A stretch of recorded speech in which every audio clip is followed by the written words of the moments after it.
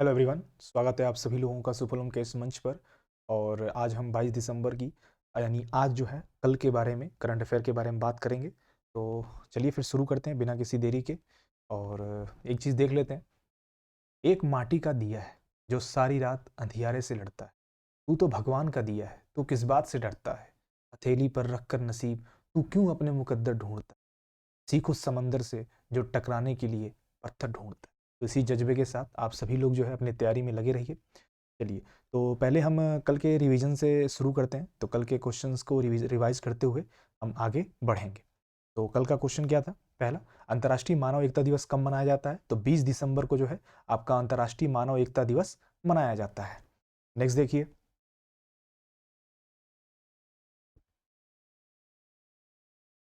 हाल ही में किसको पेटा इंडिया के 2022 पर्सन ऑफ द ईयर का खिताब किसे दिया गया? ये दिया गया सोनाक्षी सिन्हा को। हाल ही में किस राज्य के मुख्यमंत्री ने अर्बन G20 लोगो, वेबसाइट और सोशल मीडिया हैंडल का अनावरण किया है? ये गुजरात के मुख्यमंत्री जी ने।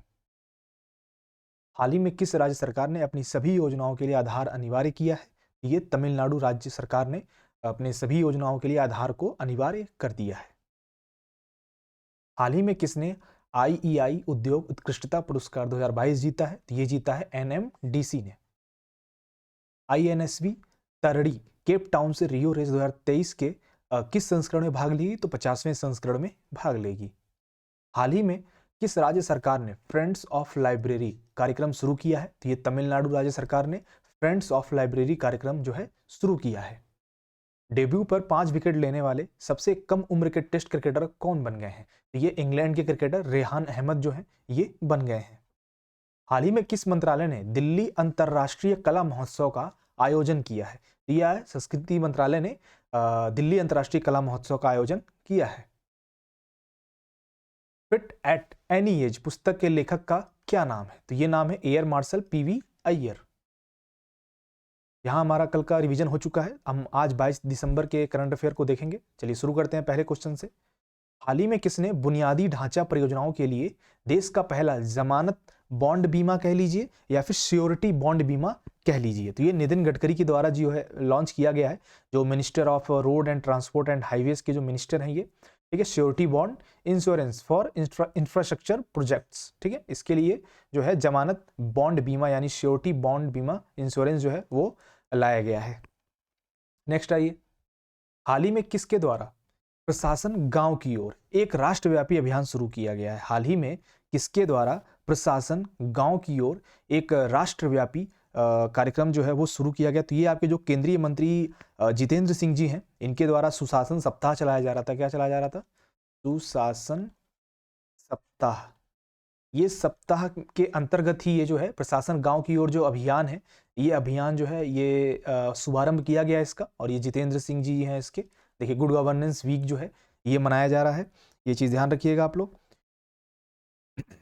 चलिए नेक्स्ट आइए। हाल ही में लांस नायक भैरव सिंह राठौड़ का 81 वर्ष की आयु में जोधपुर में निधन हो गया। वे किस क्षेत्र से संबंधित थे? तो सभी आप लोग चित्र के माध्यम से देख के समझ जा रहे होंगे कि ये सेना संबंधित है। लेकिन आप लोग को जानना जरूरी है कि जो 1971 का भारत और पाक का जो युद्ध हुआ था, उसमें आपने एक मूवी देखी होगी बॉर्डर, जिसमें सनी देओल ने काम किया है और बहुत सारे हीरो ने काम किया है। तो उसमें एक सुनील शेट्टी जो थे, जो किरदार उन्होंने निभाया था राजस्थान में कैमल के थ्रू, जिनके पास कुछ बहुत कम सैनिक थे, वो सुनील शेट्टी जो हैं, उन्होंने जो जिसका किरदार निभाया, जिस सैनिक का किरदार निभाया है, वो यही सैनिक है आपके भैरव सिंह राठौर।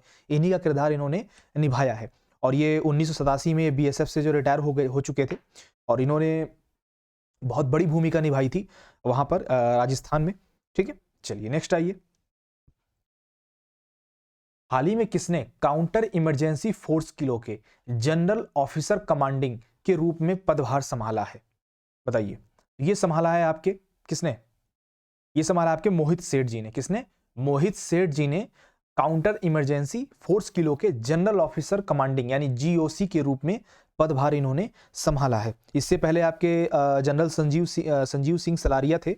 इनको अभी उत्तरी कमान मुख्यालय का उधमपुर भेजा गया है। वहां पर ये अपना कार्यकाल स्टार्ट करेंगे। ये चीज ध्यान रखिएगा। चलिए नेक्स्ट आइए। ये रहे आपके मोहित सेठ जी। हाल ही में किसने नई दिल्ली में भारत का पहला ग्रीन स्टील ब्रांड कल्याणी फोरेस्टा जो है ये लॉन्च किया है?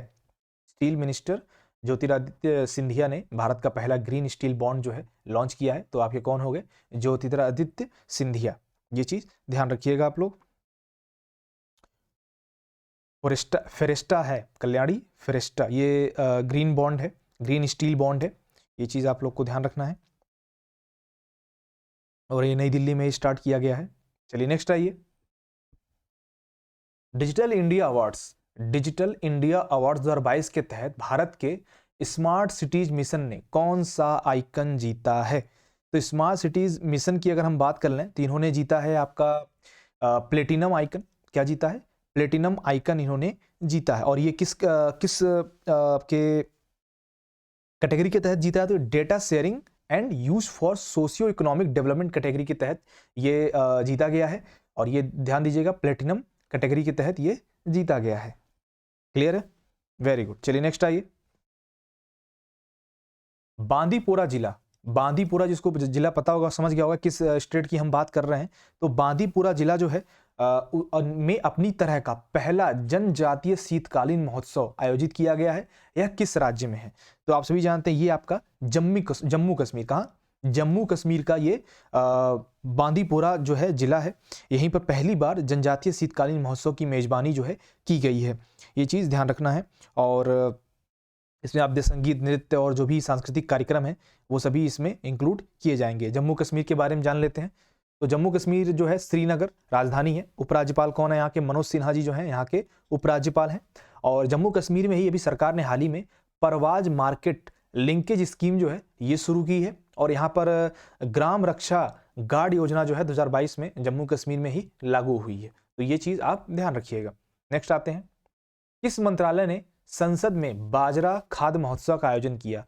किस मंत्रालय ने संसद में बाजरा खाद्य महोत्सव का आयोजन किया है? तो ये किया आपके कृषि मंत्रालय ने। किसने? कृषि मंत्रालय ने जो है ये आपके बाजरा खाद्य महोत्सव का आयोजन किया है। ये चीज ध्यान रखिएगा। और देख रहे हैं आप लोग, ये मोदी जी भी यहाँ पर उपस्थित हैं और इनके द्वारा ही अभी आगे हम जानेंगे। देखिए यहाँ पर आ जाइए। ये देखिए, उत्कृष्ट संयुक्त राष्ट्र के खाद्य और कृषि संगठन ने रोम इटली में अंतर्राष्ट्रीय बाजरा वर्ष 2023 के उद्घाटन समारोह का आयोजन किया था। और इसी संयुक्त राष्ट्र सभा में ही महासभा ने प्रधानमंत्री नरेंद्र मोदी द्वारा 2023 को अंतर्राष्ट्रीय बाजरा वर्ष के रूप में मनाने के प्रस्ताव को स्वीकार कर लिया है। तो 2023 का जो वर्ष है वो अंतर्राष्ट्रीय बाजरा वर्ष के रूप में मनाने के प्रस्ताव को नरेंद्र मोदी जी के प्रस्ताव को संयुक्त राष्ट्र महासभा द्वारा स्वीकार कर लिया गया है। और आपके केंद्रीय कृषि और किसान कल्याण मंत्री कौन है? श्री नरेंद्र सिंह तोमर जी हैं। चलिए नेक्स्ट आइए। कौन सा देश 2024 में 13वीं विश्व व्यापार संगठन मंत्री स्तरीय बैठक की मेजबानी करेगा? कौन सा देश है जो ये मेजबानी करेगा? तो ये आपका यूनाइटेड अरब अमीरात, यानी आपका संयुक्त अरब अमीरात बोल लीजिए या यूएई बोल लीजिए।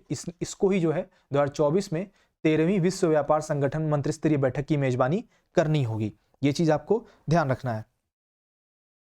और 12वां तो आप सभी जानते हैं, स्विट्जरलैंड जेनेवा में आयोजित किया गया था। और इसमें भी एक 164 सदस्य हैं विश्व व्यापार संगठन में। विश्व व्यापार संगठन में कितने हैं? 164 संगठन हैं और सदस्य हैं मतलब। और इसका मुख्यालय कहाँ है? आपका मुख्यालय जेनेवा स्विट्जरलैंड में है। कहाँ है? जेनेवा स्विट्जरलैंड में। स्विट्जरलैंड में इसका मुख्यालय है। मुख्यालय, ये चीज आप लोग ध्यान रखिएगा। ओके, चलिए नेक्स्ट आइए। और इसकी स्थापना कब हुई थी? स्थापना ध्यान रखिएगा आप लोग, ये इंपॉर्टेंट है। विश्व व्यापार संगठन का स्थापना 1 जनवरी 1995। ठीक है, चलिए नेक्स्ट आइए। क्वेश्चन नंबर 10, ये देखिए 13th WTO ministerial conference week for 26 फरवरी 2024 in Abu Dhabi, United Arab Emirate. Next आइए। क्वेश्चन नंबर 10, हाल ही में भारतीय सेना ने कितने किलोमीटर की दूरी पर लक्ष्य भेदने के लिए प्रलय बैलिस्टिक मिसाइल प्राप्त की? हाल ही में भारतीय सेना ने कितने किलोमीटर की दूरी पर लक्ष्य भेदने के लिए प्रलय बैलिस्टिक मिसाइल जो है प्राप्त की थी। ये 150 से 500 किलोमीटर की दूरी जो है लक्ष्य भेदने वाली जो मिसाइल है आपके भारतीय सेना ने ये प्राप्त की है। इसका नाम ध्यान रखिएगा, प्रलय।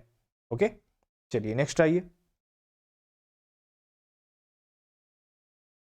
ये आप फोटो भी देख पा रहे होंगे यहाँ पर, ये रहा आपका प्रलय बैलिस्टिक मिसाइल। 150 से 500 के बीच में रेंज में जो है आपका लक्ष्य भेदने में कारगर साबित होता है। चलिए नेक्स्ट आइए, क्वेश्चन नंबर लास्ट का, आज के सेशन का लास्ट क्वेश्चन। किस टीम ने 9वां प्रो कबड्डी लीग का अपना दूसरा खिताब जीत लिया है? खुद का जो है दूसरा खिताब है और 9वां जो अभी हाल ही में संपन्न हुआ है उसमें फाइनल में जीत गए हैं। तो ये अभिषेक बच्चन आप जानते होंगे, अभिनेता हैं, उनकी ही टीम जो है जयपुर पिंक पैंथर्स, कौन सी? पिंक पैंथर्स ने पुनेरी पल्टन को हरा करके जो 9वां प्रो कबड्डी लीग है वो अपने नाम किया। फाइनल में ये विनर रहे हैं। ओके, चलिए तो आज का सेशन यही समाप्त होता है। Thank you so much guys for joining this session. I hope ये सेशन आपको पसंद आया होगा। अगर पसंद आता है तो आप लोग कमेंट बॉक्स में अपने जो भी एक्सपीरियंस है बता सकते हैं, और एक्स्ट्रा इन्फॉर्मेशन जो भी आपको पता है वो आप बता सकते हैं। कोई क्वेश्चन अगर छूट गया हो करंट अफेयर से रिलेटेड तो वो आप कमेंट बॉक्स में पिन कर सकते हैं, ठीक है। और भी कोई त्रुटि हो जाती है तो वो भी आप बता सकते हैं, कोई इशू नहीं है। तो उसको अगले सेशन में सुधारने का प्रयास किया जाएगा, ठीक है, या फिर पिन बॉक्स में सुधार करके वहां पर पिन कर दिया जाएगा कमेंट बॉक्स में, ठीक है। Thank you so much, take care, bye bye.